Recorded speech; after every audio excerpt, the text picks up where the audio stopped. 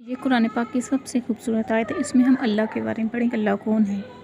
اللہ اللہ لا نہیں الہ کوئی معبود الا مگر ہوا وہ الحی زندہ القیوم ہمیشہ قائم رہنے والا ہے۔ لا نہیں تاخذ آتی اسے زیناتم اونگ ولا اور نہ نوم نیند۔ لا ہو اسی کا ہے ما فی السماوات و ما فی الارض جو کچھ آسمان اور زمین میں ہے۔ من ذا الذی کون ہے جو یشفع سفارش کرے عندہ اس کے پاس الا مگر باذنہ اس کے حکم سے۔ یعلم جانتا ہے وہ وما جو بین درمیان میں ہے ایدیہم اس کے ہاتھوں میں وما جو خلفہم اس کے پیچھے ولا اور نہیں یحیطون احاطہ کیے بشیء کوئی چیز من علمہ اس کے علم سے الا مگر بما ساتھ اس کے شاء وہ چاہے۔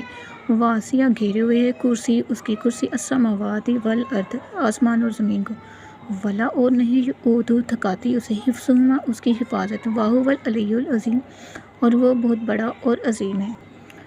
اللہ ایک ایسی ہستی ہے جس نے ہمیں پیدا کیا ہے، جو اس پوری کائنات کو سنبھالے ہوئے اس پوری کائنات کو پیدا کیا بنایا۔ اللہ کے سوا کوئی معبود نہیں ہے، نہ اس کو نیند آتی ہے نہ وہ سوتا ہے۔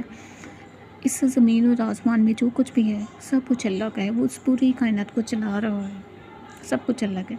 ہمارا ظاہر ہمارا باطن وہ سب جانتا ہے، ہمارے دل میں کیا چل رہا ہے، ہم کیا سوچ رہے ہیں، اللہ سب جانتا ہے، وہ ہماری شہرک سے بھی زیادہ قریب ہے۔ آگے کیا ہونے والا ہے اللہ سب جانتا ہے، ایون ہم سوچ کیا رہے ہیں اللہ وہ بھی جانتا ہے، ہماری تھنکنگ۔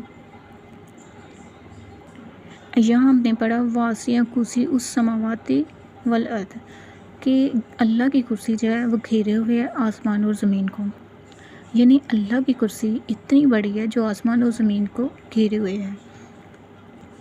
سپوز کریں آپ ایک کمرے میں بیٹھے ہیں اور کمرے میں ایک رنگ پڑی ہوئی ہے اور آپ کی نظر جہاں تک جائے گی اس رنگ تک، وہ رنگ اتنی چھوٹی ہے، اگر آسمان اور زمین کو ہم ملا دیں تو وہ مطلب اتنے چھوٹے ہوں گے اللہ کے نزدیک۔ اگر انگوٹھی اتنی چھوٹی ہے تو سوچیں آسمان اور زمین کتنے چھوٹے ہوں گے اللہ کی کرسی کے نزدیک۔ اللہ کی کرسی اتنی بڑی ہے اور زمین اور آسمان کی حفاظت کر رہی ہے، اللہ حفاظت کر رہے ہیں آسمان اور زمین کی، اور اس کی حفاظت اللہ کو نہیں تھکاتی۔